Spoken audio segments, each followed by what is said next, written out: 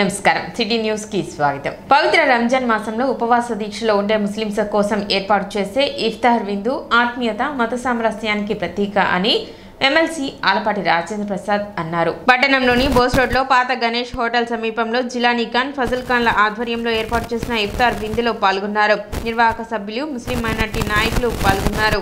కార్యక్రమంలో రహమతుల్లా బేగ్, మస్తాన్ ఖాన్, జఫరుల్లా ఖాన్, నాజర్ అహ్మద్, కుద్దూస్, రబ్బు, నన్నే, రియాజ్ తదితరులు పాల్గొన్నారు.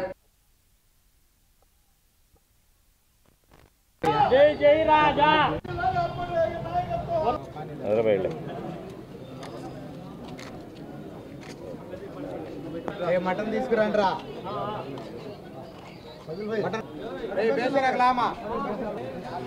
డైరా బాబా భయ్యా కొద్దిగా అనుకోండి.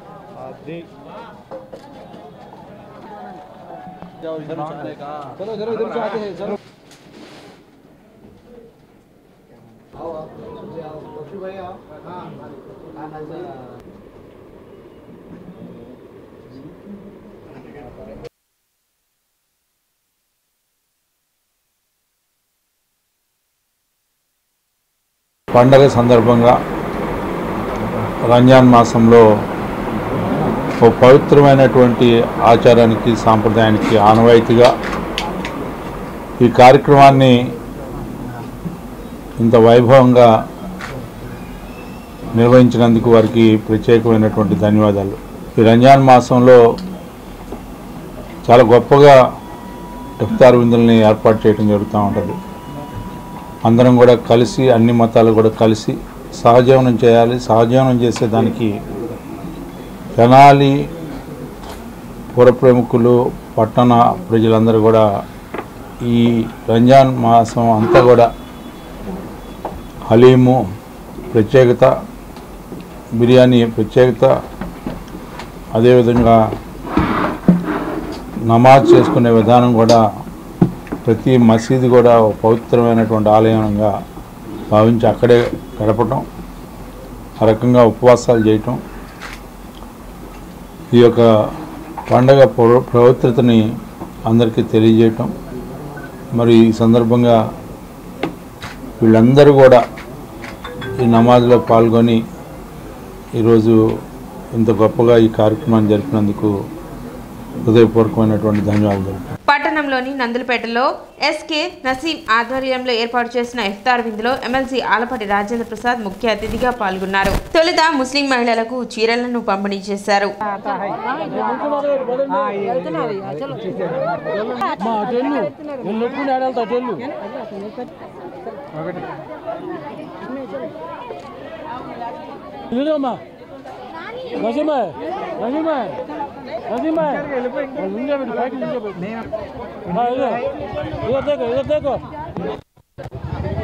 ఓకే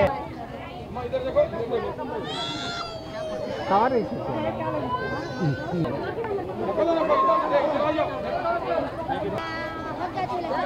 కవర్ తీసి కవర్ चलो चलो हम चलो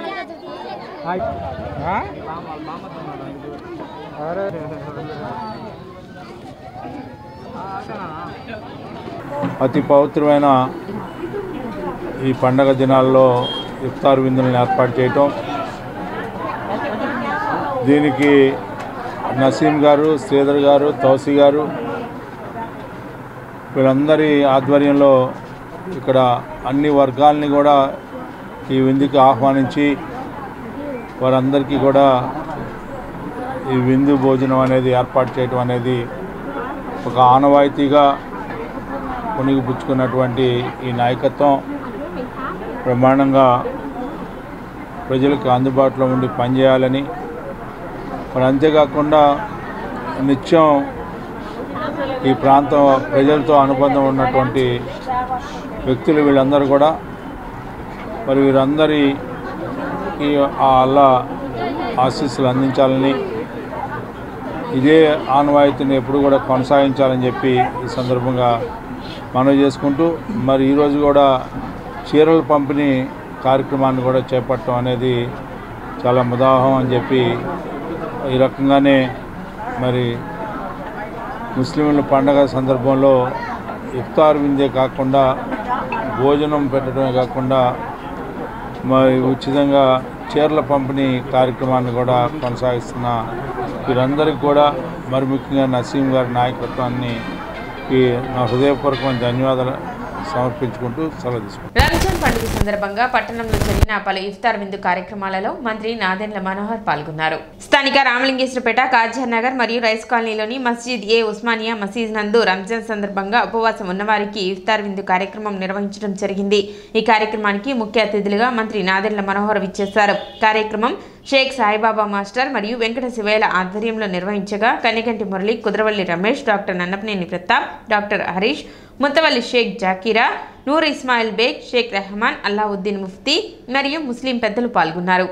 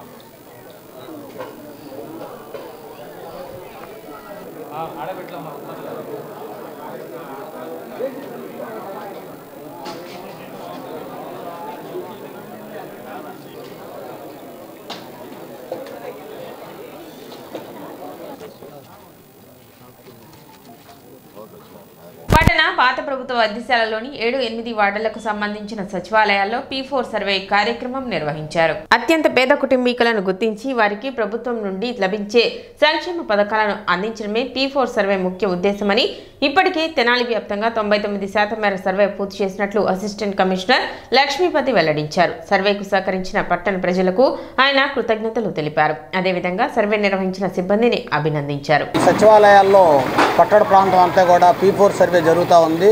దానిలో భాగంగా ఈ సచివాలయము 7-8 సచివాలయాల్లో కార్యక్రమం నిర్వహిస్తున్నాము.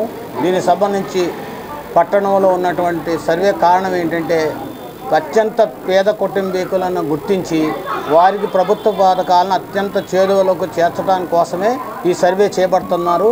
అందులో భాగంగా ఎన్ఆర్ఐలు వాళ్ళు కూడా కొంత సహాయ నిధులు అటు అందిస్తే వెంటనే వీళ్ళు డైరెక్ట్గా పేద ప్రజలకు అందించడానికి అవకాశం ఉంటుంది. కాబట్టి ఈ సర్వేని మా సిబ్బంది అందరూ కూడా పట్టణ ప్రాంతం అంతా కూడా 99% సర్వే పూర్తి చేసి ఉన్నారు. ప్రత్యేకంగా మా సర్వే చేసిన ప్రతి ఒక్కరు కూడా ధన్యవాదాలు తెలియజేస్తూ, దీనిలో ఈ సర్వేకు వారి సహకారాలు పూర్తిగా ప్రజలు అందించారు. అందువల్లే మనం 99% చేయడానికి అవకాశం జరిగింది. కాబట్టి ప్రజలకు కూడా, పట్టణ ప్రజలందరూ కూడా మా ధన్యవాదాలు తెలియజేస్తున్నాం. తెనాలి పురపాలక సంఘం ఆధ్వర్యంలో నూతనంగా కొనుగోలు చేసిన యంత్ర పరికరాలను మంత్రి నాదెండ్ల మనోహర్ ప్రారంభించారు. 2,60,00,000 15వ ఆర్థిక సంఘ నిధులతో కొనుగోలు చేసిన 2 ట్రాక్టర్లు, 1 జేసీబీ, 3 కాంపాక్టర్లను శివాజీ చౌక్ వద్ద జరిగిన కార్యక్రమంలో అధికారులతో కలిసి మంత్రి నాదెండ్ల మనోహర్ వాటిని ప్రారంభించి అనంతరం జేసీబీని మంత్రి నాదెండ్ల మనోహర్ నడిపారు. తెనాలి పట్టణ పరిశుభ్రత కోసం 15వ ఆర్థిక సంఘం నిధులతో కొనుగోలు చేసిన నూతన వాహనాలను సక్రమంగా వినియోగించాలని అధికారులకు మంత్రి నాదెండ్ల మనోహర్ సూచించారు.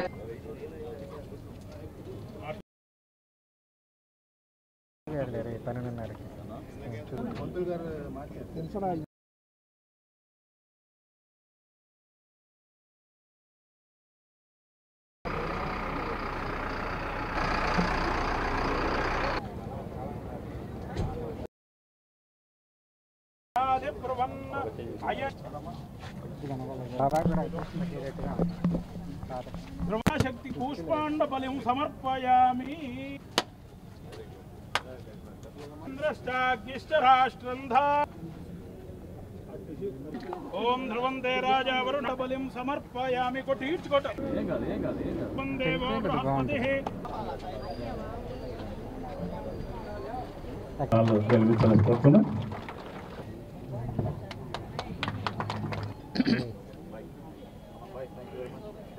ట్రైనింగ్లో ఉన్న మన సబ్ కలెక్టర్ గారికి ముందుగా మనందరం అభినందించాలి. ఎందుకంటే చక్కటి ఆలోచనతోటి స్వప్నిల్ గారు ఎప్పుడైతే మున్సిపల్ కమిషనర్ తోటి వాళ్ళ విధులు ఏంటి, ఏ విధంగా పనిచేస్తారు, సిబ్బంది గురించి అవగాహన తెచ్చుకోవడానికి వాళ్ళకి వచ్చిన ట్రైనింగ్ ప్రోగ్రాంలో ఇట్లా 40 వార్డులో కూడా ఒక కాంపిటీషన్ ఏర్పాటు చేసి 3 ప్రైజులు ఇద్దామని నిర్ణయించుకుని చేసిన ఈ ప్రక్రియని మనస్ఫూర్తిగా నేను ఆయన అభినందిస్తున్నాను. సో మనందరం కూడా ఈ కొత్త యంత్రాలు కొనుక్కున్నాం. ఈ రోజున అందరిలో చైతన్యం తీసుకురావాలి, అవగాహన తీసుకురావాలి. స్వప్నిల్ గారిని ఇందాక కోరింది ఏంటంటే ఆయన ఐఏఎస్ పూర్తి అయిపోయినాక ఆయన ట్రైనింగ్, అప్పటి వరకు మనం కార్పొరేషన్ అయిపోతే మన కార్పొరేషన్కి ఫస్ట్ కమిషనర్గా ఆయన రావాలని కోరాను. మీరందరూ కూడా ఒక స్ఫూర్తితోటి, అంటే ఈ కార్యక్రమం ద్వారా ఒక చిన్న ప్రైజ్ ఇవ్వడం, సర్టిఫికేట్ ఇవ్వడం ఏంటంటే మిమ్మల్ని ఇంకా మోటివేట్ చేయడానికి, ఉత్సాహపరచడానికి. రాబోయే రోజుల్లో మీరు ఇంకా క్షేత్రస్థాయిలో మీరు ఖచ్చితంగా తిరగండి. ఇప్పుడే చైర్పర్సన్ గారికి చెప్పాను, నేను మళ్ళీ నా పాదయాత్రను మొదలు పెడుతున్నాను వార్డు పర్యటనలు.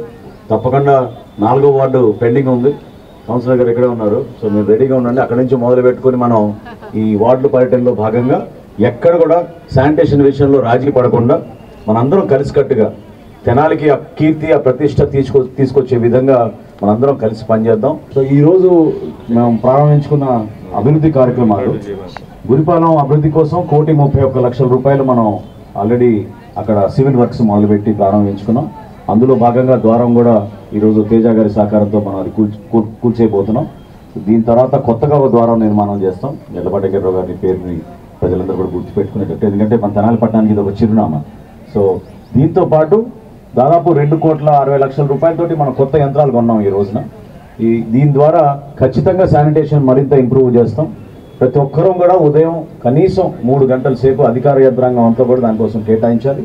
దీనికి ఈ కార్యక్రమాన్ని సహకరించిన రెవెన్యూ సిబ్బంది, పోలీస్ సిబ్బంది, ట్రాన్స్పోర్ట్ సిబ్బంది అందరికీ కూడా నేను మనస్ఫూర్తిగా ఈ సందర్భంగా పురపాలక సంఘం నుంచి నేను ధన్యవాదాలు తెలుపుకుంటున్నాను. ఎంక్రోచ్మెంట్స్ విషయంలో రాబోయే రోజుల్లో అందరి సహకారం అవసరం. నేను మరొకసారి విజ్ఞప్తి చేస్తున్నాను, దయచేసి ఇది మన కోసం కదా, మన భావితరాల కోసం, మన బిడ్డల కోసం, వారి కుటుంబాల కోసం మీరందరూ కూడా పెద్ద మనసుతో మున్సిపల్ సిబ్బందితోటి మీరు సహకరించి ఈ కార్యక్రమాన్ని విజయవంతం చేసే విధంగా మనం ముందుకు తీసుకెళ్దాం. అభివృద్ధి జరిగిన తర్వాత మీరే చూసి ఆశ్చర్యపోతారు, తెనాలికి మనకి ఇంత అవకాశం ఉందనేది. తద్వారా నేను మీకు మాట ఇస్తున్నాను, మన ప్రాంతానికి పెట్టుబడులు వస్తాయి, ఇతర ప్రాంతాల నుంచి వచ్చి నివసించడానికి ఎక్కువ మంది వస్తారు. మనకి చక్కటి పార్క్స్ ఉన్నాయి, పాఠశాలలు ఉన్నాయి, రహదారులు ఉన్నాయి, తాగునీటి సమస్య ఎక్కడ కూడా లేదు మనకి తెనాల్లో. కాబట్టి ఇటువంటి వనరులు ఉన్నప్పుడు మన నగరాన్ని ఇంకా అభివృద్ధి చేసుకోవాలని మనస్ఫూర్తిగా ఈ సందర్భంగా అధికార యంత్రాంగం అందరినీ కూడా నేను అభినందిస్తూ, ముఖ్యంగా తెనాల్లో వచ్చేసి శానిటేషన్ అనేది ఎంతవరకు ఉందో మనందరికీ తెలిసింది. 50% అయ్యింది, ఇంకా 50% తప్పకుండా ఈ యంత్రాంగం కూడా వచ్చినాయి కాబట్టి కొత్త మిషన్లు తప్పకుండా నగర దీపులు కానీ ప్రతి ఒక్కళ్ళు బాధ్యతతో చేస్తే, ఆఫీసర్లు కానివ్వండి, అలానే నగర దీపులు కానివ్వండి, ప్రతి ఒక్కళ్ళు మన బాధ్యతగా చేస్తే తప్పకుండా తెనాల్లో శానిటేషన్ ఇంకా ఇంకా బాగా మెరుగుపడిద్దని కోరుతున్నాను. అలానే ఈ శివాజీ చౌకుల్లో మన మంత్రి గారు కూడా చాలా సపోర్ట్ చేశారు. ఈ వాటర్ డెవలప్లు కానివ్వండి, రోడ్స్ కానివ్వండి, డ్రైన్స్ కానివ్వండి, అలానే ఇక్కడ గురిపాలెం ఇక్కడ నుంచి శివాజీ చౌక నుంచి అలానే గురిపాలెం రోడ్డు వరకు రోడ్డు వెళ్లాడపు చేయడం జరిగింది. ప్రతి ఒక్కరు ఇక్కడ సపోర్ట్ చేశారు. ఇక్కడ అలానే ఎడ్లపాటి వెంకట గారిది తోరణం అనేది ముఖ్యంగా వాళ్ళకి ధన్యవాదాలు తెలియజేసుకుంటున్నాను. ఈరోజు Swachh ward campaign 3-day competition we had conducted in Tenali, and Honorable Minister sir has given prizes. So it was 100 marks competition between all the wards of Tenali, and this is one step forward for taking Tenali on the map of Swachh Tenali on India map. So I thought Tenali has very good potential to become a top in Swachh Sarvekshan in years to come, and this is one step forward. Thank you so much. Yedlapati Venkatarao గారి ద్వారం ఎదుగుతుంది. ఇక్కడ దీన్ని మళ్ళీ reconstruction చేయాలి, expansion చేసేటువంటి ఆ కార్యక్రమంతో ఆ యొక్క కుటుంబానికి సంబంధించినటువంటి వాళ్ళ యొక్క సమక్షంలో గౌరవ సివిల్ సప్లైస్ శాఖ మంత్రులు గారు, అలాగే హానరబుల్ సిపి గారి అంతా కూడా అయింది. అదేవిధంగా 6 శానిటేషన్ వెహికల్స్కి సంబంధించి కూడా ఈరోజు ఇనాగరేషన్ అయింది. అదేవిధంగా ముఖ్యంగా ఈ యొక్క శానిటేషన్కి సంబంధించి, పారిశుద్ధ్యానికి సంబంధించి కొన్ని ఇంపార్టెంట్ కార్యక్రమాలు అయినాయి. అందులో భాగంగా అందరికీ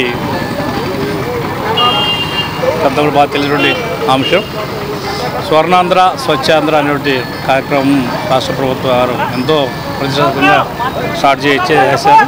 తెనాలిలో జరుగుతున్న ఎడ్లబల ప్రదర్శన ఏర్పాట్లను ఎమ్మెల్సీ ఆలపాటి రాజేంద్ర ప్రసాద్ పరిశీలించారు. Alapati Suramakrishna memorial trust MLC Alapati Rajendra Prasad ఆధ్వర్యంలో మార్కెట్ యార్డ్లో ఈ నెల 29 నుండి ఏప్రిల్ 4 వరకు జరగనున్న ఏర్పాట్లను పరిశీలించి పలు సూచనలు చేశారు.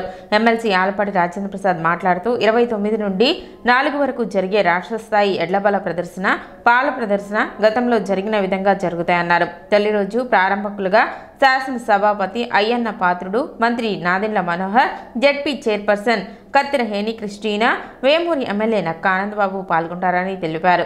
ఎడ్లబల ప్రదర్శనకి సుమారు 125 నుండి 150 వరకు ఎడ్ల జతలు వస్తాయని భావిస్తున్నట్లు చెప్పారు. రైతులకు, ప్రజలకు ఆహ్లాదకర వాతావరణంలో జరుగుతాయని, ఎలాంటి అవాంఛనీయ సంఘటనలు జరగకుండా కమిటీలుగా ఏర్పడి పనులు సమీక్షిస్తున్నట్లు తెలిపారు. ఈ నెల 29వ తారీఖు నుంచి ఏప్రిల్ 4వ తారీఖు వరకు 7 రోజులు.